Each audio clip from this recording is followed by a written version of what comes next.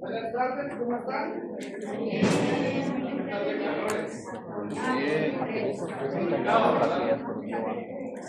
Por eso tienen que apagar las luces temprano, ¿no?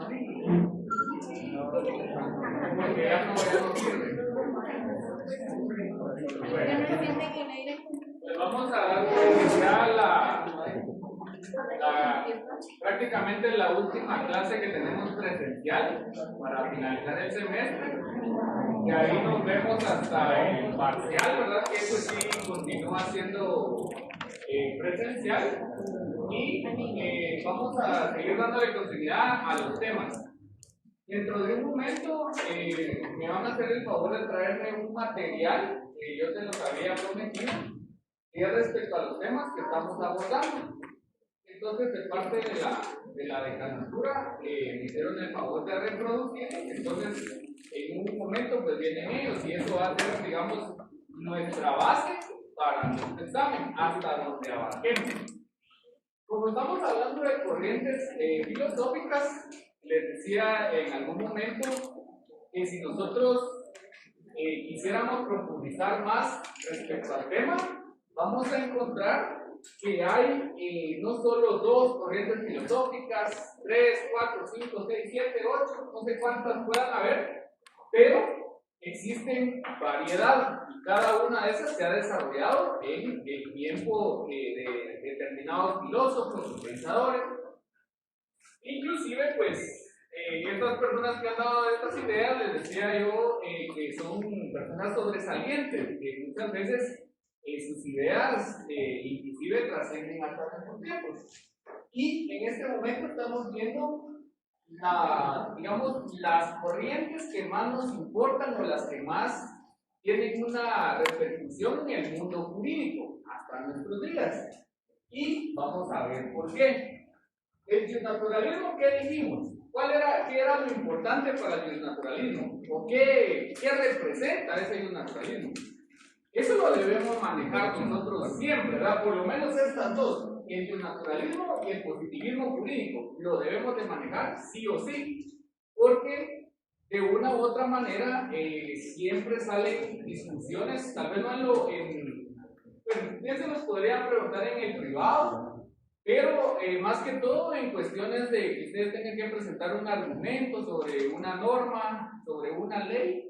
Entonces sí es bueno que nosotros tengamos estos dos parámetros para poder discutir y tener argumentos de cómo refutar algún aspecto que nos estén indicando o que nos estén contradiciendo, pues. Entonces es importante. Entonces recordemos a qué se refería el justnaturalismo.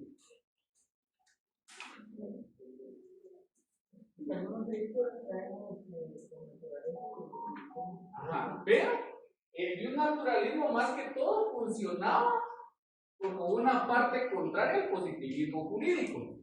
Entonces, ¿qué decía? Que hay normas que son superiores a las normas positivas o a las leyes positivas. Eso es lo que indica el justnaturalismo, que hay valores o hay principios que son fundamentales, que son universales, que son superiores a los aspectos que ya están normados. Y dentro de ellos mencionábamos el aspecto de la vida, ¿se recuerdan?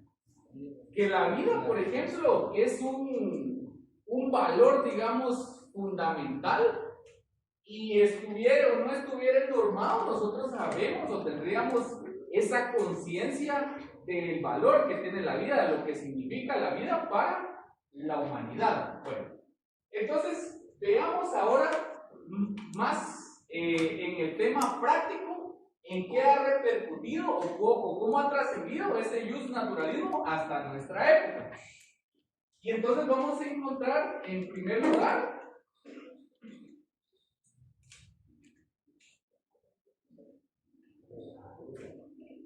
los derechos humanos. Entonces, si se dieron cuenta, todo ese conjunto de ideas que expusimos, todo lo que platicamos, sí tenía bastante relación con lo que son los derechos humanos.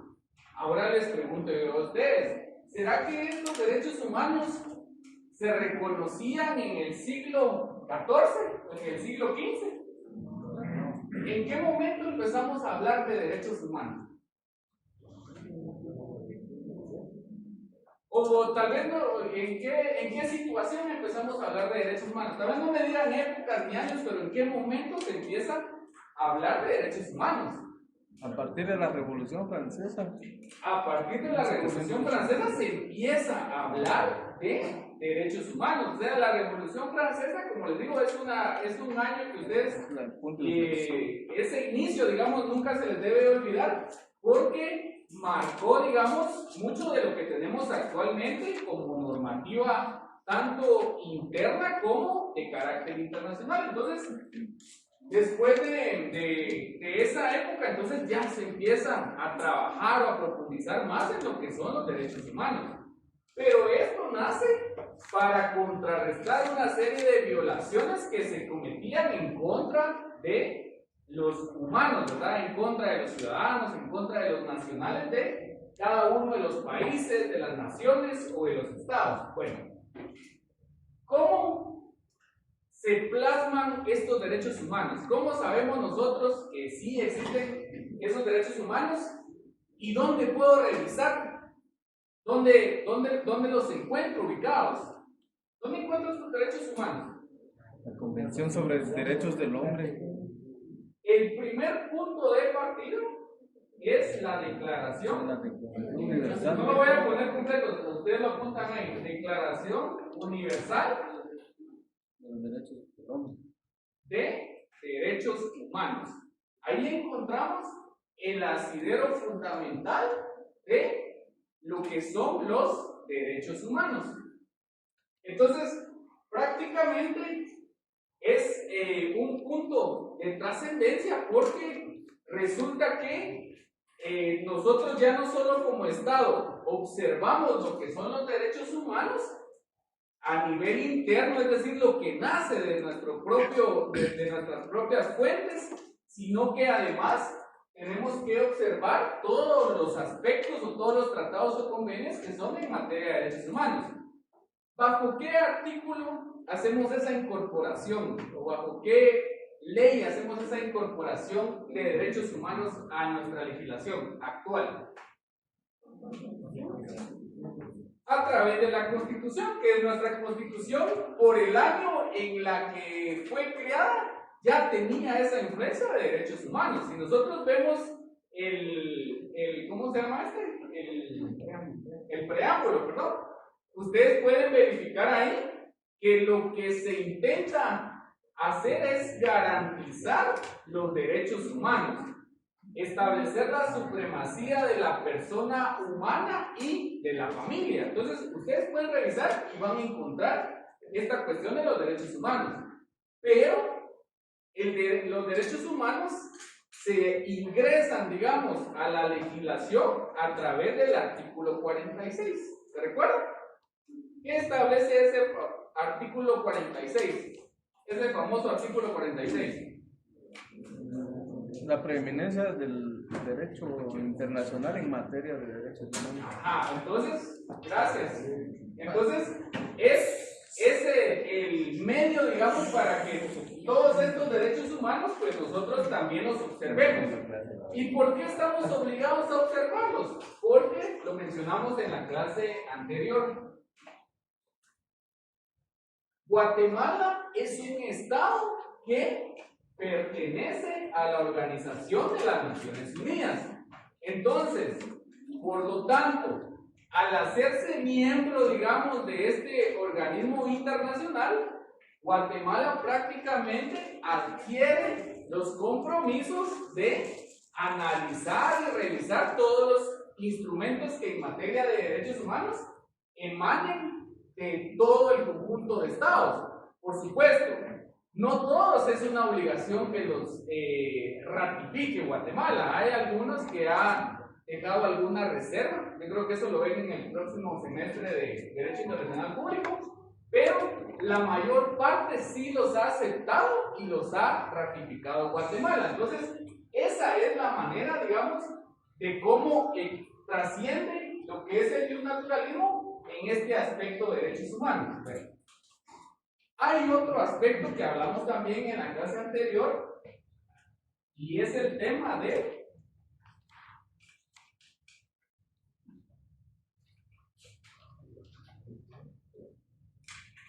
derecho internacional. Bueno, algo que se me olvidaba mencionarles aquí, antes de que pasemos al otro punto. Esa declaración de derechos humanos que se hace tiene por finalidad proteger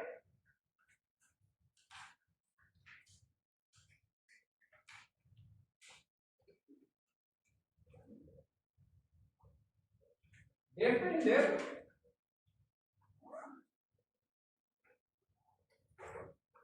promocionar o promover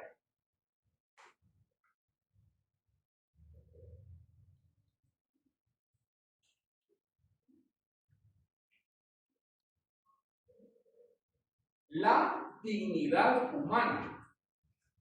Ese, digamos, es el objetivo principal o el propósito fundamental de lo que es, digamos, la Declaración Universal de Derechos Humanos. Ese es el objetivo, el respeto a la dignidad humana. Si hablamos de dignidad humana, entonces ya hablamos de todos aquellos derechos que nos corresponden, a la libertad, a la igualdad, a la vida, a la educación, etc. ¿Y qué es la dignidad humana? ¿Qué me puede decir?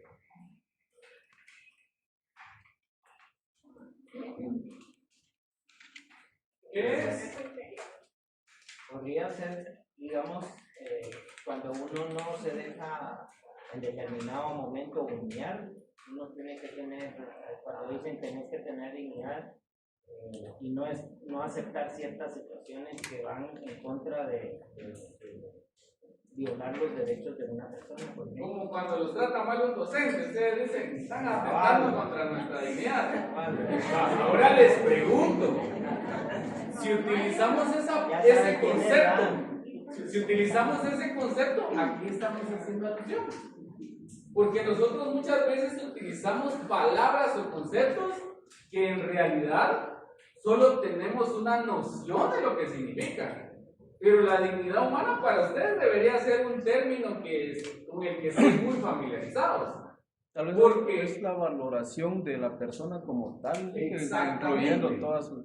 Entonces, ¿qué es la dignidad humana? Ahora ya se pueden defender con cualquier persona cuando les diga, ustedes pueden decir, usted me faltó el respeto, usted está hablándome de manera incorrecta, o sí, o prepotente. Bueno, y atentó contra mi dignidad humana. Entonces, es el valor que tiene toda persona humana solo por el hecho de serlo. Entonces, ¿qué pasa? Es el valor que todos ustedes tienen desde el momento que nacen, ¿verdad? Todos tienen ese valor de la dignidad humana. Entonces, esa es, digamos, la idea fundamental de esta Declaración Universal de Derechos Humanos.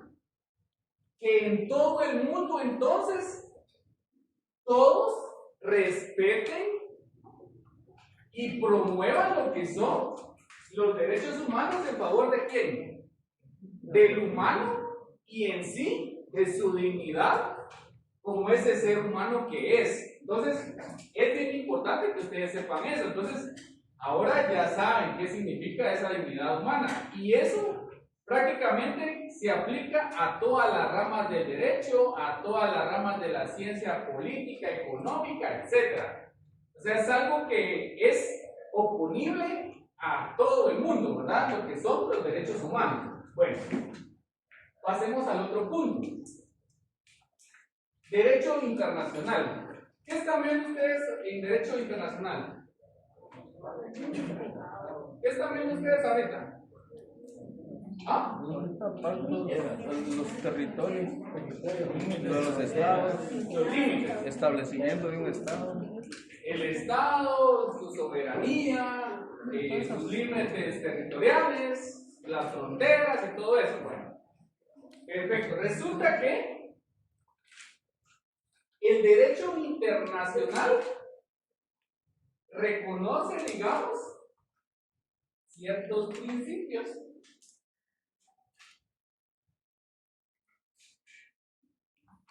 Vamos a ver principios morales. Esos principios morales van a indicar que todos esos derechos que vienen, digamos, defendiéndose con la corriente del naturalismo y los derechos humanos, deben de ser aplicados a todo el mundo. Porque recordemos que dentro del derecho internacional vamos a volver a encontrar a esta otra famosa organización. ¿Cuántos estados están conformados? El otro día me dijeron 192. Hoy subí otros Se acaba de agregar uno. Son 193 los miembros activos de la Organización de Naciones Unidas. Entonces, ellos prácticamente son los que hacen funcionar el derecho internacional. Y agregado a eso, comentamos que también existían otros organismos internacionales que también le dan vida a ese derecho internacional. Entonces, los estados, después la ONU, la OEA, la Unión Europea, CEPAL, ¿qué otros hay? AIFES, UNICEF, de todo encontramos. Bueno. Pero ¿qué sucede? Como este derecho internacional lo que dice, bueno, hay derechos que les corresponden a todo individuo, a toda persona. Son derechos inherentes a esa persona. Bueno, entonces, ¿qué pasa? Nace un término acá que tal vez ustedes ya lo han escuchado. Autodeterminación. ¿Lo habían escuchado? Sí. ¿Qué es la autodeterminación en el derecho internacional? La autonomía de cada país. Autonomía. ¿Qué? ¿De cada estado? Ok. ¿Y qué significa la autonomía de cada estado? Que tiene un sistema de gobierno propio y es independiente de los demás. Exactamente. Entonces, la autodeterminación indica que todo estado puede definir o puede determinar el rumbo de su destino, el rumbo de su futuro. Y eso es un derecho fundamental. Y es un derecho fundamental porque al final, ¿quiénes conforman al Estado? Recordemos. Y todos los tres elementos fundamentales, digamos, esos definitivamente esos no pueden faltar. Hay otros que tal vez puede incluirlos uno o no, aunque inmerso esté dentro del concepto de Estado, pero el elemento fundamental es la sociedad humana. Entonces, la sociedad humana se organiza socialmente y se organiza políticamente. ¿Y para qué se organizan? Para dirigir el destino de su país, de su estado, de su nación. Entonces, ¿qué pasa? Que al decir que el Estado tiene autodeterminación, lo que estamos diciendo es que cada uno de ustedes, como seres libres y seres, digamos, que pueden tomar decisiones políticas, deciden cuál va a ser el destino de ese Estado como tal. Y eso ya se reconoce a nivel internacional dentro de los otros estados soberanos como autodeterminación. Entonces, si a ustedes les preguntan de dónde se origina esa autodeterminación o cómo es que se empieza a reconocer, es también por este tema del naturalismo. Entonces, nace el derecho internacional por el reconocimiento a esos derechos individuales y a esos derechos estatales, como el de la autodeterminación. Bueno, veamos el último, en el cual también tiene, digamos, esa trascendencia, el justnaturalismo. Y esto es la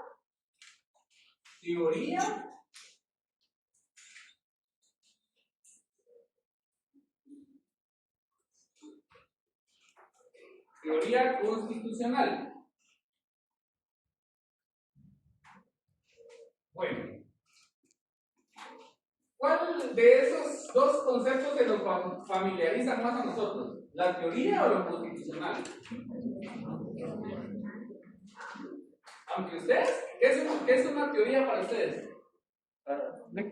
Para mí es la imaginación de alguien. ¿La teoría? Sí.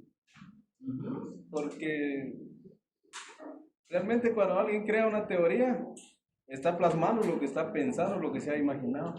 Entonces, para mí, teoría es la imaginación de alguien. ¿Alguien más?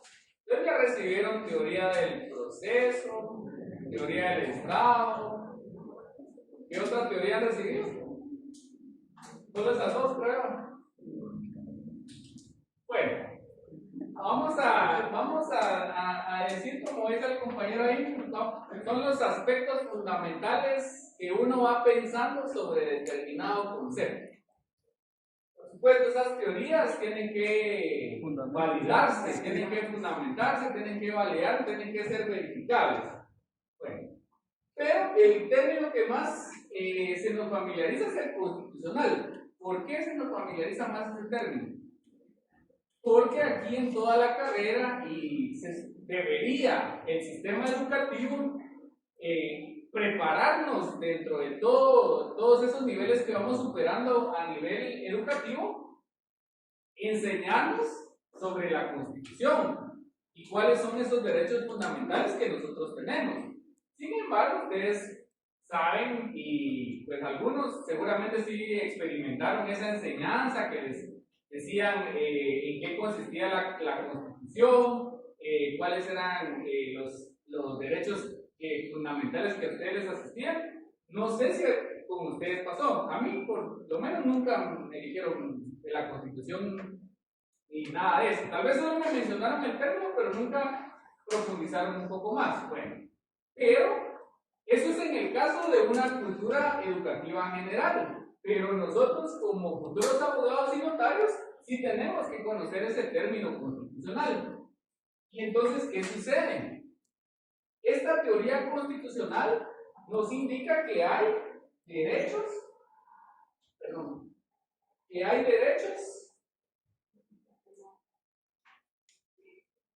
fundamentales.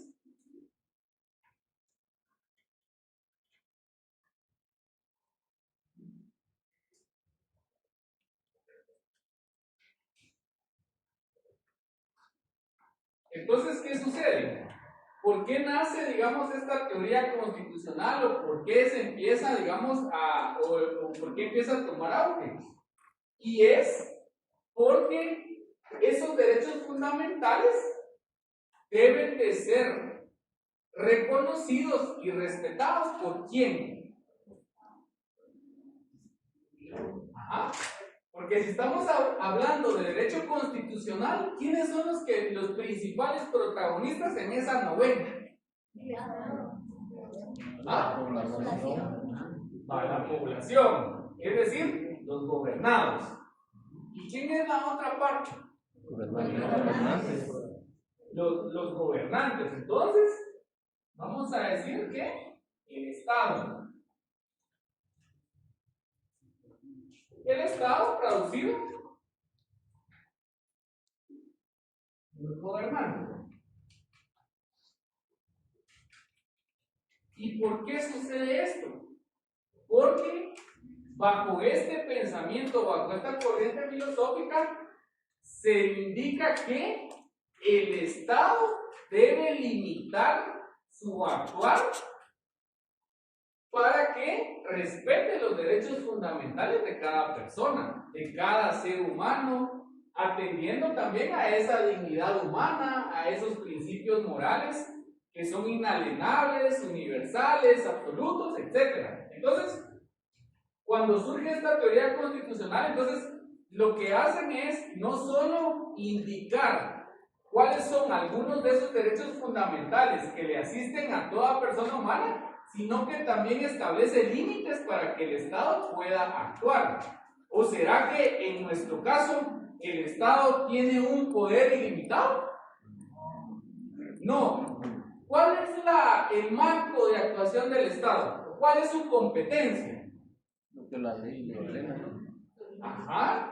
Únicamente el Estado y toda su estructura o todo ese andamiaje de órganos administrativos únicamente pueden realizar lo que la ley les permite. Eso es lo único que pueden hacer ellos. Y entonces les pregunto a ustedes, ¿el Estado podría quitarles la vida sin causa o justificación alguna? No. No, ¿por qué? Porque la vida es un derecho fundamental. Y entonces nosotros como sociedad o como organización humana, lo que hacemos es establecer, en primer lugar, esa autodeterminación como Estado, ¿verdad? Tenemos esa autodeterminación, entonces decimos, organicémonos. Bueno, perfecto. Entonces va a haber un sector que va a tomar decisiones en cuanto a la dirección que lleve nuestro Estado. Pero nosotros, como tenemos esa soberanía que establece la teoría política también, nosotros vamos a delegarles esa función. Ah, bueno, perfecto. Pero en delegarles esa virtud, digamos, de la soberanía, no significa que ellos puedan hacer lo que antojadizamente quieran, sino que existe un límite. Y eso va a ser, ¿quién lo va a poner? La teoría constitucional. Y ahora, cuando ya hablamos más de ramificaciones del derecho, podríamos decir el derecho constitucional. Por eso es que nuestra Constitución, como ya lo hemos visto, tiene una parte dogmática, que ahí están los derechos fundamentales, y ¿cómo se llama la otra parte donde se regula la estructura, organización y funcionamiento del Estado? ¿Cómo se llama esta otra parte? ¿La qué? Orgánica. Ok. La orgánica, es que uno me dice una cosa y me dice otra. Eso no se nos puede olvidar. ¿Cuál es la primera? Dogmática, orgánica, gramática. Eso no se les puede olvidar. Hasta dimos los artículos, ¿se recuerdan? ¿En qué artículo empieza lo del Estado? La organización. 47. 141. Ajá. Revisémoslo solo para que nos recordemos. 140. Ajá. Y ahí establece el epígrafe. 140. Entonces, fíjense que ese es un problema del estudiante también. Les voy a comentar. El otro día vine a ayudar a crear unos exámenes, creo que eran no sé si era de derecho mercantil o de derecho procesal laboral. Y el problema es que el estudiante no maneja el código. Por supuesto, yo me incluyo ahí cuando era estudiante. Pero ¿por qué no manejan el código? Porque nunca se han sentado y han profundizado en cuál es la estructura de ese código, de esa ley. Nunca lo hacen. Nosotros solo nos vamos mecánicamente, no se vayan al artículo 320, ahí van ustedes a verlo. Vayan al artículo 350, perfecto, y se van. Y se los memorizan. Pero cuando les toca buscar, resulta que por los medios no los encuentran. Y están de cambiarle las páginas y páginas y nunca encuentran un bendito artículo. ¿Pero por qué? Porque ustedes no saben cómo está estructurado. ¿Será que si yo estoy argumentando, digamos, una cuestión de una detención, ¿a qué parte me tengo que ir? ¿Será que me voy a buscar al final de la Constitución? O por ejemplo, si yo estoy buscando, bueno, fíjense que yo quiero saber cómo está organizado el Ejecutivo, ¿verdad? cuáles son las secretarías que tiene, cuáles son los ministerios. Entonces voy a buscar en el artículo 25. ¿Será que tiene coherencia eso? No, pero cuando usted no lee la ley, no revisan esa estructura, están buscando y buscando. Entonces, sí es importante que manejen eso y la Constitución, porque ya mencionamos que es nuestra ley fundamental, es nuestra matriz jurídica. Entonces, sí es importante que manejemos eso. Bueno, entonces, ¿estamos claros con esto? Licenciado, Entonces, dice que estaba viendo que la Declaración de los Derechos Humanos data de 1948. La actual Constitución de Guatemala establece la pena de muerte.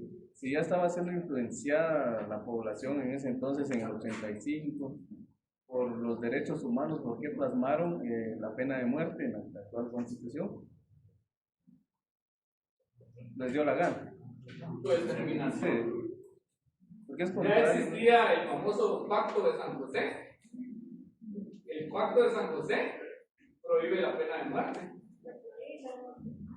Y sin embargo, o sea, era una cuestión, lo que sucede es que, digamos, en los estados hay algo que yo les voy a poner solo las iniciales. La S, la P, la E. Ustedes dirán, Elix, saber que fumó hoy, que se está inventando ahí esas palabras, ¿va?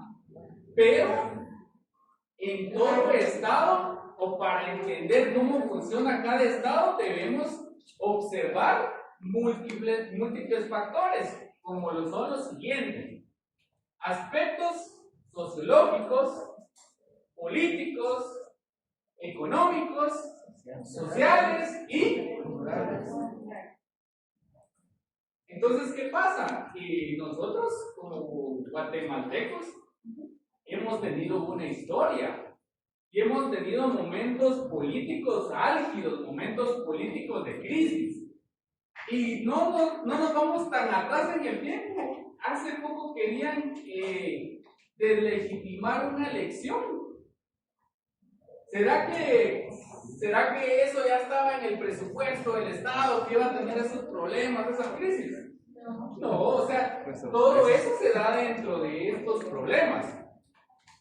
Entonces, ¿qué pasa? Por eso es que lo regularon. Sin embargo, en la actualidad, la pena de muerte no es viable realizarla, ¿verdad? No es viable tener esa sanción de parte del Estado. Ojo, eso se los van a preguntar en el privado. Entonces, ¿qué van a hacer ustedes? Hoy que tengan un tiempito libre, van a investigar cuáles son las normativas que lo permiten y por qué hay otras que no lo permiten. Y entonces el examinador les va a preguntar a ustedes: miren, compañero, ¿usted está a favor o no está a favor de la pena de muerte? Eso es lo que le va a preguntar el examinador. ¿Y qué van a responder ustedes? Pero la ley no lo permite. Imagínense. Y como ustedes han estado en lo virtual, no conocen a muchos docentes de acá. Y resulta que el que los está evaluando es el procurador de los derechos humanos. Y usted le dice que está a favor de la pena de muerte. Pero la ley no lo permite, se le dice a la vez, ¿verdad? Ajá. Entonces, pero no es solo así de contestar tan impulsivamente. Cuando ustedes tengan ese examen, ustedes, como se dice vulgarmente, ustedes tienen que ir tanteando al examinador. Porque es, digamos, nosotros como docentes, de cierta manera, también tenemos una influencia en las corrientes filosóficas. E inclusive, les puedo decir que en el caso de la Universidad de San Carlos, tenemos aspectos bastante socialistas. Veamos el derecho laboral. Acá nos enseñan más que todo, yo no sé si ese fue su caso, pero a todos los que les he preguntado a los colegas y estudiantes, aquí nos enseñan a defender más a quién. Al ciudadano, al trabajador. Al trabajador. Es cierto, me van a decir, pero eso está en la ley, porque el derecho de los trabajadores, el derecho laboral es tutelar el trabajador. Sí, es cierto.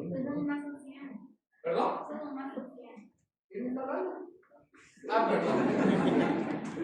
Ajá. Como que nuestra dirección es más social. O sea, Exacto. Entonces, de cierta manera, nosotros cuando salimos tenemos un poquito ese chip. Sin embargo, el hecho de que el derecho laboral tenga esa sobreprotección o trate de hacer esa equiparación, no significa que el patrono sea un malvado, que el patrono no tenga derechos, sino que lo que intenta hacer el derecho laboral es equiparar esas condiciones, que en ese plano laboral donde funcionan estos dos personajes, pues tengan una igualdad de condiciones. Pero, ¿alguien les ha dicho a ustedes que cómo deben asesorar a un patrono? ¿Aquí? No, por lo regular siempre nos vamos con lo que nos va diciendo el catedrático, a lo que nos está influyendo el catedrático. Entonces, sí son importantes todos esos temas. Y como les digo, de cierta manera nosotros también tenemos una influencia en cuanto a estas corrientes. Bueno, entonces, a modo de resumen, ¿qué nace o qué productos tiene el justnaturalismo en nuestros tiempos o en la época contemporánea? Derechos humanos, derecho internacional y teoría constitucional o derecho constitucional. Entonces ahora les pregunto, con base a todas esas explicaciones y todo lo que hemos visto, ¿será que el justnaturalismo ha tenido su trascendencia hasta nuestros días? ¿Será que la sigue teniendo? Por supuesto. Aquí hay muchos temas que discutir siempre con base a estos elementos que yo les acabo de mencionar. Porque aquí en la ONU se supone que todos los estados son un ente soberano, son un sujeto, son un personaje. Pero aquí hay como 5 o 6 estados que tienen una preeminencia en cuanto a algunas decisiones. Ustedes pueden verificar, hay algunos que tienen derecho a veto. Solo son 5, si no mal recuerdo. Y entonces, ¿y por qué solo esos 5 tienen ese derecho? Y no son 193, pues. Pero ¿qué pasa? Hay cuestiones políticas, internacionales, que nosotros, como Estado, pues no obstante que tenemos un voto, tenemos un derecho a participar en las discusiones, en los debates internacionales, pues no somos una potencia, digamos, o no somos un país que tenga ese poderío o ese imperio aún, ¿verdad? Somos un país que estamos en vías de desarrollo, nos dicen como países subdesarrollados, nos llaman, ¿va? Entonces, sí es importante, o sea, pero legalmente esto es lo que tenemos, esto es la influencia que tenemos. Ahora bien, ya con base a eso, entonces nos pasamos al otro lado de la cartelera. Y entonces les pregunto, ¿cuál era lo más importante de este justnaturalismo? ¿Cuál es la idea fundamental? Que hay derechos o principios superiores a el derecho ¿qué? Positivo. Bueno, entonces viene el derecho positivo y entonces ya mencionamos ahí más o menos qué era ese derecho positivo. Yo no lo voy a poner con un triángulo porque no me voy a pegar a lo que decía Kelsen, lo vamos a hacer de otra manera. Pero representa lo mismo, ¿ah? Entonces, para el positivismo jurídico, donde se refleja el derecho es a través de lo que es todo un sistema de normas o de leyes. Bueno, y dice el positivismo jurídico entonces que ese derecho únicamente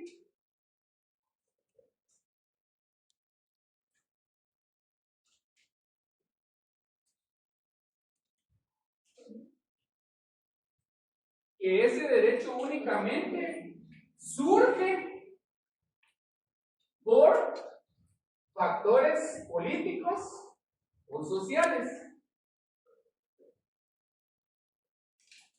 Entonces, la pregunta es la siguiente. ¿Cuál es la diferencia con esta otra corriente filosófica? Porque acá dice que la única fuente o de donde se origina el derecho es de factores políticos y sociales. Y aquí, ¿qué nos decía el naturalismo? ¿Pero de dónde proviene el derecho? Que hay derechos con los que nosotros, o sea, no necesariamente tienen que ver con cuestiones políticas y sociales, sino que ya son derechos fundamentales que nosotros tenemos por tener esa calidad de seres humanos. Y que inclusive el derecho positivo muchas veces no le da la cobertura a todos los derechos que en realidad existen. Solo es un parámetro, ¿verdad? Pero dice el derecho, hay una serie de derechos que ustedes tienen como individuos, como seres humanos, y realmente ¿cómo se llama?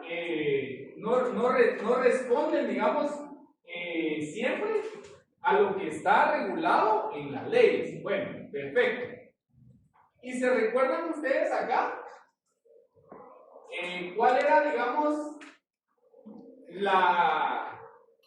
la única manera en la que el derecho positivo, perdón, en que el naturalismo y el derecho positivo podían congeniar? ¿O podían tener validez, perdón? Línea con el derecho positivo. Ajá, decía entonces que para que el derecho positivo fuera válido, tenía que estar alineado en consonancia o en la misma sintonía que el naturalismo o todos esos derechos universales o inmutables que nosotros tenemos. Bueno, entonces, digamos, estos dos contrastes son interesantes analizarlos. Bueno, entonces, ¿qué sí importa al derecho positivo?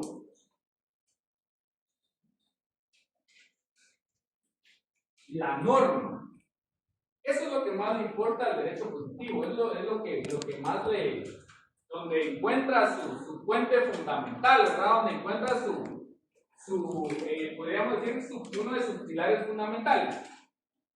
Pero hay algo bien importante, que cuando hablamos aquí de naturalismo, hablamos que esos derechos, esos principios, eran de carácter morales y éticos. ¿Se recuerdan? O sea que cuando se cumplía con esos principios éticos y morales, entonces se decía, si el derecho escrito está de esa manera, entonces significa que sí es válido. Pero entonces acá, para el positivismo jurídico, no importa lo moral ni lo ético. Acá no le importa la moral ni la ética. Entonces, básicamente, se hace una división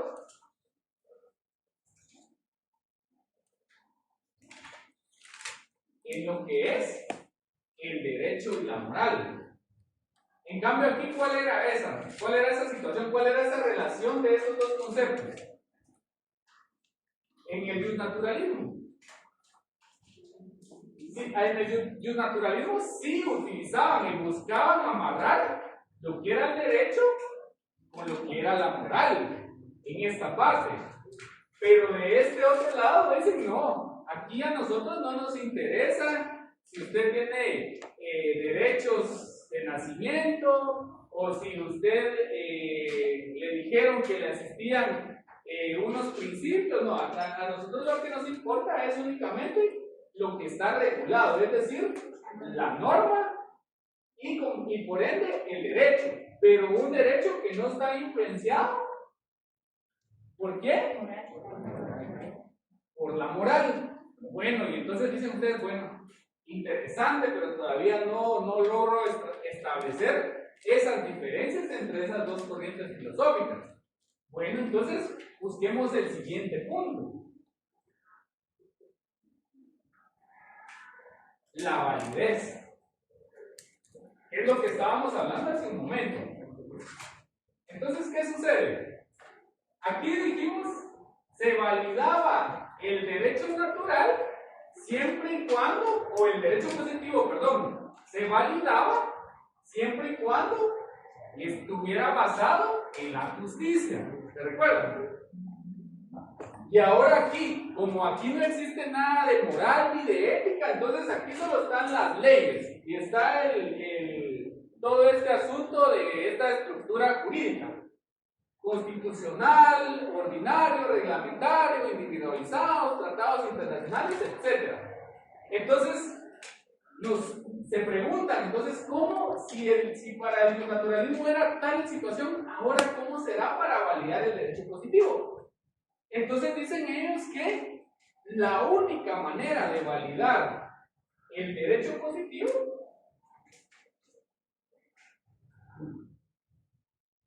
es que haya seguido.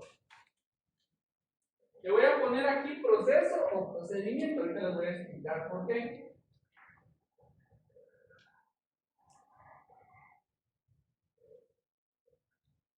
En el material que les voy a trasladar, bueno, primero les voy a explicar y después les comento. Bueno, entonces, ¿qué dice? O sea, ¿cómo defiende esta corriente filosófica su estructura o sus postulados? ¿Cómo los defiende?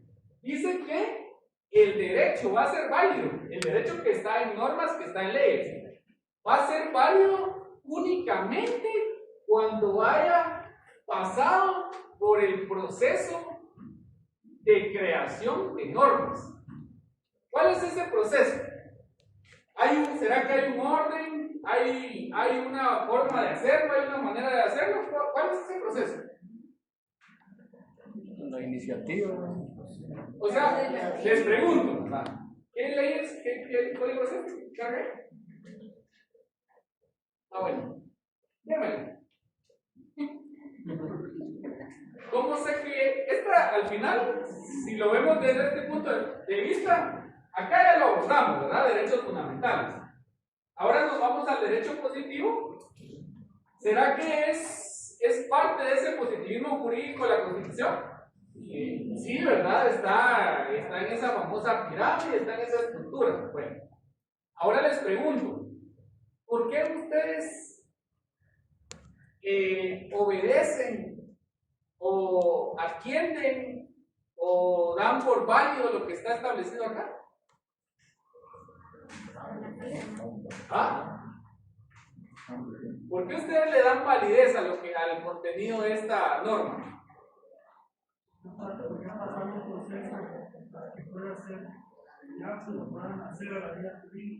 Exactamente, porque han pasado por procesos que han sido reconocidos, ya sea legal, social o políticamente, han pasado por procesos que han sido reconocidos.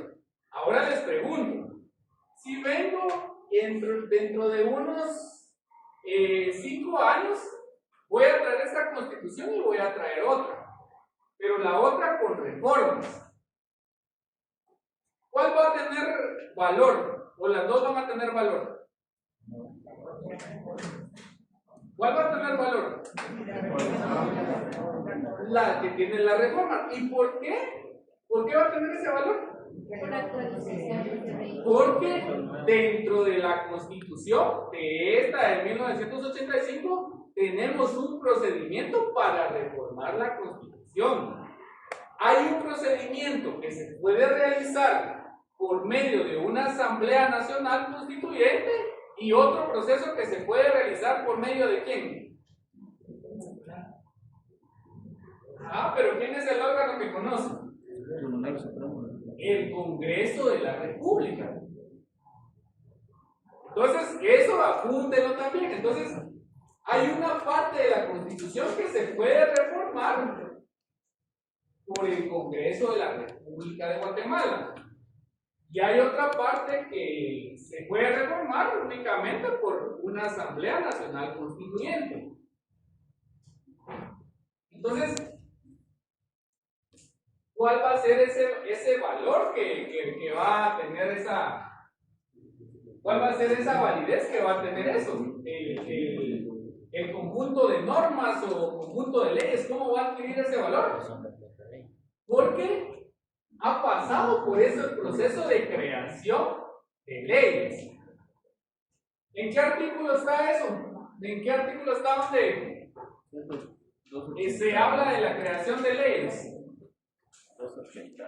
Los que expusieron de ese tema deberían saberlo. Hoy no vinieron. 174. 280. Bueno, entonces 280. Entonces ustedes van a reconocer una ley porque ha pasado por el proceso de creación de leyes. ¿Y cuál es el primer paso entonces? Según lo que ya tenemos normado, los pasos que ya tenemos definidos. ¿Cuál? La iniciativa de ley. ¿Y cuál es el paso final? La promulgación o la divulgación. Bueno, entonces, ¿qué dice esta corriente filosófica? Que el derecho va a tener validez cuando, o una ley va a tener validez cuando se haya sujetado al proceso de creación de leyes. Pero ese proceso de creación de leyes, ¿quién lo hace? ¿Quién crea las leyes en Guatemala? El Congreso de la República únicamente es el ente encargado de generar leyes. Bueno, pero aquí el DIC puso procedimiento. ¿Por qué habrá puesto procedimiento? Les pregunto a ustedes, ¿cuál es la diferencia entre un proceso y un procedimiento? ¿Alguna vez se lo dijeron en teoría del proceso? Se va a hacer para que la ley nazca la ley jurídica. Y es el procedimiento que se va a hacer para que la ley se ponga como se tenga. Les voy a mencionar. Dicen por ahí que el proceso es genérico y cada fase dentro de ese proceso es su procedimiento. Eso es lo que dice la teoría del proceso.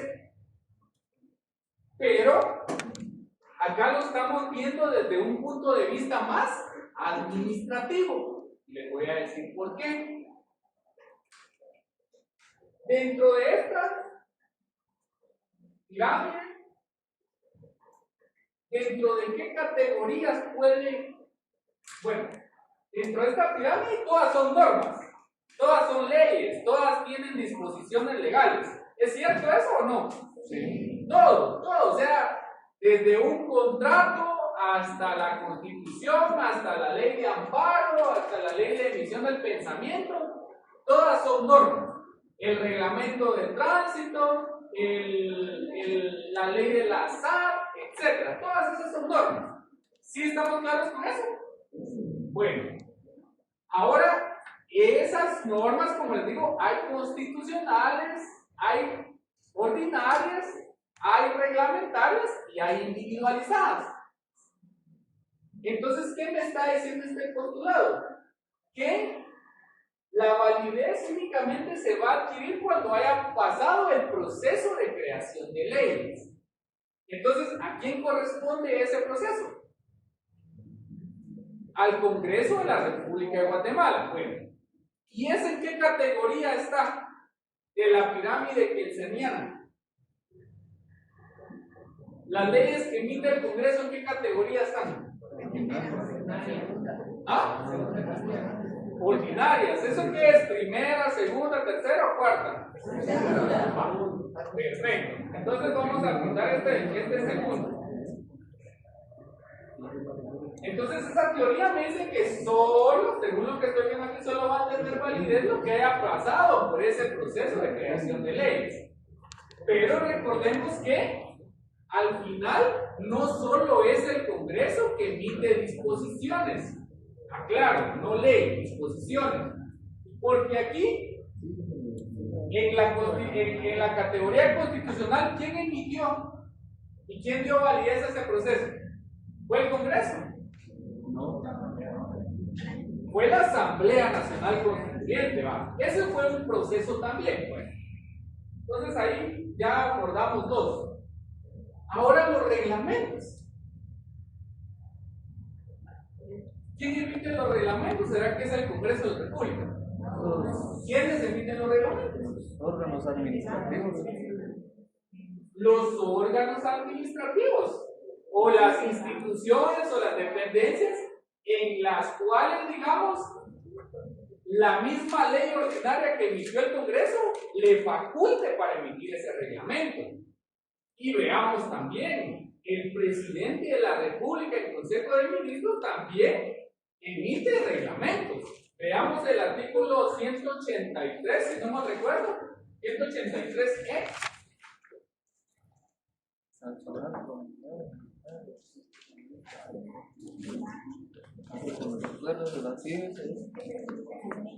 Por favor.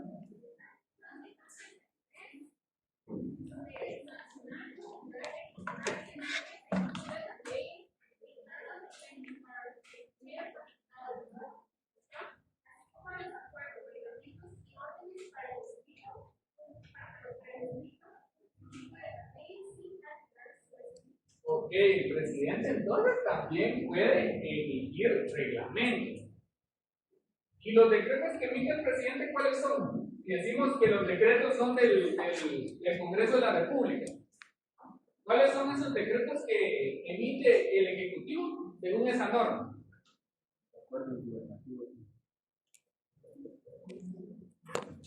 ¿Alguien? Cuando estábamos en pandemia, ¿qué era lo que más emitía el presidente Yamatei? Lo que queda. ¿Ah? Acuerdos gubernativos. Estados de excepción. ¿Y esos estados de excepción a través de qué? Los acuerdos gubernativos. Revísenlo. ¿De acuerdo? ¿De acuerdo? Los acuerdos, ¿sí? Gubernativos. Sí. Bueno, entonces también emite otro tipo de disposiciones. Y veamos el último, por el tiempo, veamos el último. ¿Cuáles son esas últimas normas que están en esa famosa pirámide de Kelsen? ¿Ah? ¿Y cuáles son esas individualizadas? ¿Qué podemos poner como ejemplo? Un contrato administrativo, digamos. Bueno, entonces, ¿qué sucede? Que todas las disposiciones están dentro de esa pirámide Kelsen.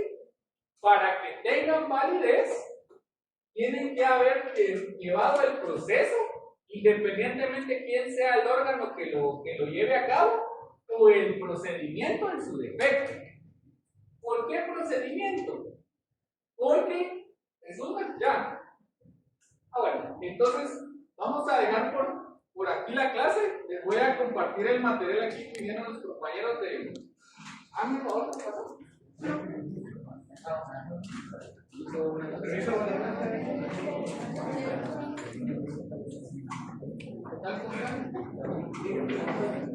buenas noches. Yo creo que ya los conocen, ¿verdad?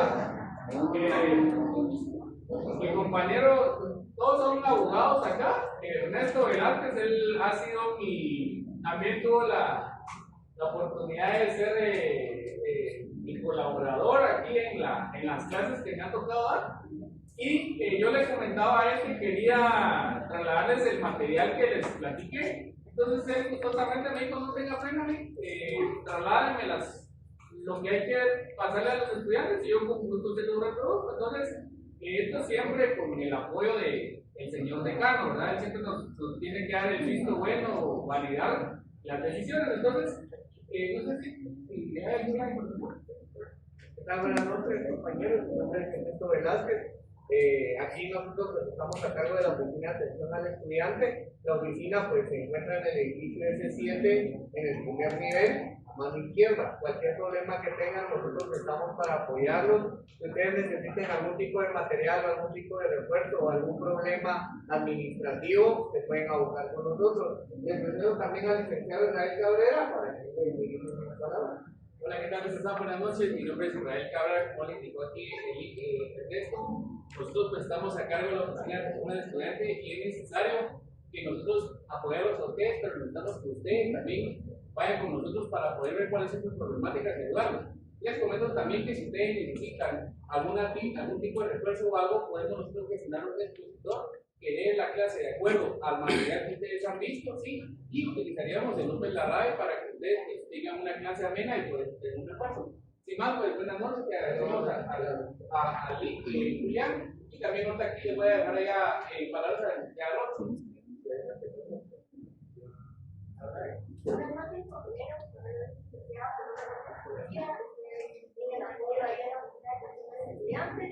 Los tenemos accesibles, ¿verdad? Estamos a la orden y se pueden encontrar también ahí en la oficina. Entonces, mira, pues aquí lo que les estoy trasladando.